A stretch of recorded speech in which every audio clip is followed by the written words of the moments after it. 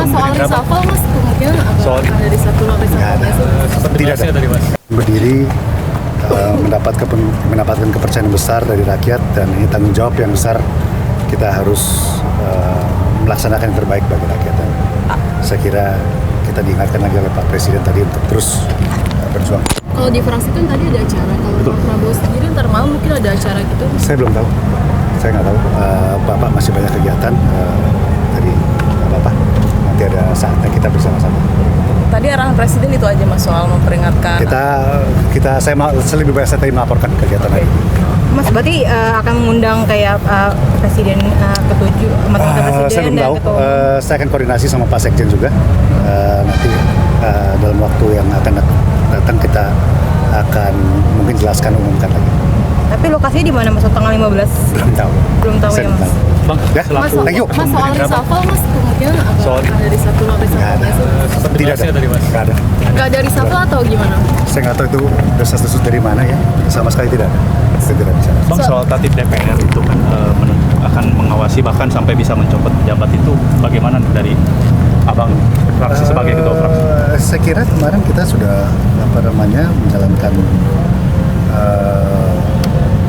rapat paripurna ya, semua dalam konsultasi pihak-pihak. Saya rasa kita jalankan sesuai ke depan. Apapun kalau ada masukan-masukan lagi kita siap menampung. Oke. Jadi masih bisa di ini lagi, Bang, ya? Terima kasih semua. Sampai jumpa. Kalau ada Bang, itu nanti kita akan lanjutkan. Bang, paling satu, Bang, terkait ini, Bang, Menteri. Sore teman-teman media sekalian, jadi kami dari Dewan Ekonomi Nasional baru saja diterima oleh Bapak Presiden dengan agenda utama adalah memberikan laporan dan hasil rekomendasi dari Dewan Ekonomi Nasional terkait bagaimana sikap Indonesia dalam menghadapi pemerintahan Trump yang baru ini.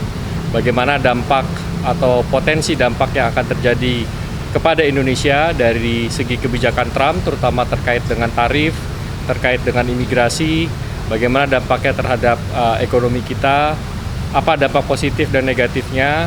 Tadi kami sudah laporkan secara detail kepada Bapak Presiden, dan Bapak Presiden juga sudah memberikan arahan-arahan kepada kami untuk menindaklanjuti. Mungkin secara detail saya akan mohon kepada Pak Khatib Basri untuk bisa memberikan penjelasan lebih detail terkait dengan rekomendasi yang diberikan oleh Dewan Ekonomi Nasional kepada Bapak Presiden terkait dengan kebijakan Trump. Saya persilakan Pak Khatib. Terima kasih. Mungkin saya memberikan background-nya dulu ya, karena ketidakpastian dari kebijakan itu masih terjadi di Amerika Serikat, mengingat bahwa belum semua pos dari menterinya itu sudah terisi. Jadi ini akan memakan waktu sehingga dinamika itu pasti akan terjadi. Tetapi beberapa hal yang tadi dari Dewan Ekonomi Nasional membahas bersama Bapak Presiden adalah mengenai potensi atau risiko yang harus dihadapi Indonesia. Yang pertama adalah salah satunya mengenai kebijakan deportasi yang dilakukan oleh Presiden Trump terhadap kelompok yang disebut sebagai undocumented atau pekerja yang tidak punya paperwork. Karena banyak pekerjaan di Amerika Serikat itu untuk terutama yang unskilled itu dipegang oleh pekerja-pekerja dengan upah yang rendah, yang banyak dari mereka itu adalah undocumented workers. Jadi kalau ini kemudian dipulangkan, maka posisi ini harus digantikan oleh orang yang dengan tingkat upah yang lebih tinggi. Sehingga risikonya itu adalah inflasi di Amerika akan naik. Kalau inflasi di Amerika akan naik, maka The Fed itu mungkin tidak mudah untuk menurunkan bunga, bahkan mungkin akan meningkatkan bunga. Sehingga risiko pertama yang harus dihadapi Indonesia adalah mungkin interest rate-nya di Amerika masih akan relatif tinggi. Yang kemudian yang kedua adalah strong dollar. Ini tentu akan berpengaruh. Di dalam kondisi seperti ini tadi kami membahas bersama Bapak Presiden dan kami rekomendasikan ruang untuk kebijakan moneter dengan fiskal itu relatif terbatas. Nah, yang penting dilakukan dan Bapak Presiden tadi juga mendukung adalah dilakukan yang namanya structural reform, menyangkut mengenai penyederhanaan izin, perbaikan iklim investasi, implementasi dari GovTech yang semakin cepat. Karena kalau misalnya digitalisasi dilakukan, itu proses dari bureaucratic hurdles-nya itu akan bisa diatasi. Ya, jadi langkah-langkah seperti ini yang tadi kami bahas dan Bapak Presiden mendukung sepenuhnya untuk perbaikan iklim investasi. Mungkin Pak Firman ada yang ingin ditambahkan selain itu, silakan.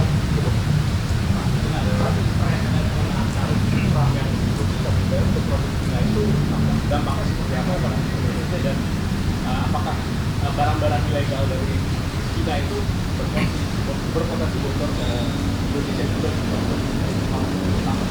Sejauh ini penerapan tarif terhadap Indonesia belum dilakukan, ya. Mereka masih terbatas pada Cina 10%, itu pun belum seketika, kepada Kanada dan Meksiko. Tetapi kita harus melihatnya agak lebih general karena begini. Dengan penerapan tarif 10% terhadap Cina dan juga ada trade war antara Amerika dengan Cina, itu bukan tidak mungkin basis produksi akan berpindah dari Cina ke negara-negara yang tidak dikenakan impor tarif. Salah satunya Indonesia. Nah, tentu Indonesia harus bisa memanfaatkan kesempatan dari relokasi ini. Itulah yang tadi kami sampaikan kepada Bapak Presiden, pentingnya untuk perbaikan iklim investasi, konsistensi dari kebijakan, kepastian usaha. Karena kalau ini yang terjadi, maka posisi Indonesia sebetulnya bisa diuntungkan, ya, karena ada relokasi dari basis produksi dari Cina kepada Vietnam, dan mungkin kalau Vietnam nanti terlalu penuh akan lari kepada Indonesia. Jadi ada semacam simulasi yang dilakukan, dari perhitungannya itu menguntungkan Indonesia, tetapi syaratnya adalah bahwa kita harus melakukan reform. Tanpa itu kita belum bisa mendapatkan manfaatnya. Mungkin itu ya. Peluang besar untuk kan tadi kaitannya sama investasi juga. Betul. Berpotensi masuk. Sektornya mana juga yang berpotensi Indonesia, apakah dari manufaktur saja? Saya kira semua sektor yang oleh Amerika dikenakan tarif, dia akan cari. Karena Anda bayangkan aja, kalau 10% itu kan margin Anda 10% berbeda kan. Kalau dinaikkan lebih tinggi lagi, dia akan cari basis yang paling murah. Jadi itu bisa terjadi pada manufacturing, dia bisa terjadi juga pada berbagai industri. Makanya kami melihat bahwa kesempatan ini adalah kesempatan yang sangat baik digunakan. Kalau ingat pada waktu meeting DEN yang lalu, kami mengusulkan mengenai GovTech digitalisasi. Dan salah satu perbaikan dari investment climate itu bisa diatasi, bisa dilakukan kalau digitalisasi di antara lembaga pemerintah itu bisa berjalan sehingga prosesnya menjadi jauh lebih cepat. Pak Seto mungkin. Ini tadi nambahin sedikit ya. Dalam 1 bulan terakhir kita udah lihat ada beberapa relokasi yang dilakukan ke Indonesia. Ada satu yang kemarin saya dilaporkan melakukan groundbreaking di pabrik di Jawa Barat ya. Itu dengan ekspor 100% ke Amerika. Jadi ini sudah ada trennya kelihatan, tapi saya kira kita perlu kerja lebih keras supaya tadi makin banyak yang pindah dan relokasi ke Indonesia.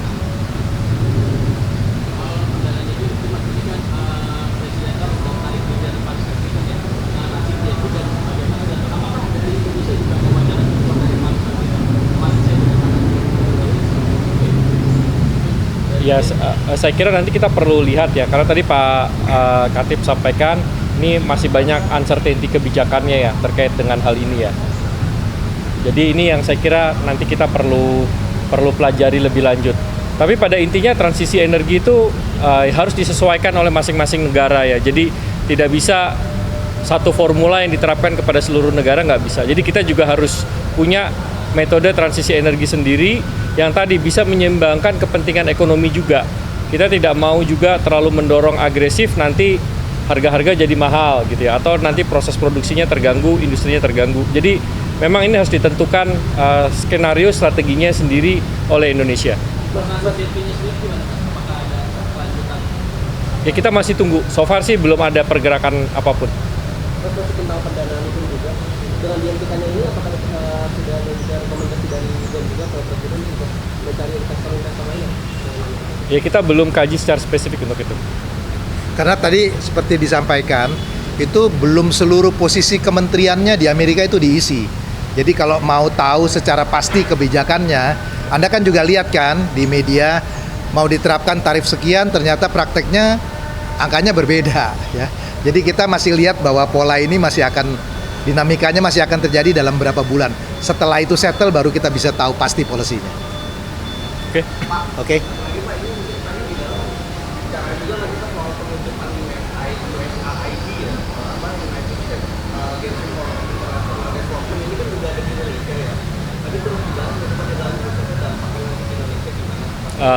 Nggak spesifik. Karena saya kira kan itu kebijakan internal pemerintah Amerika ya. Oke.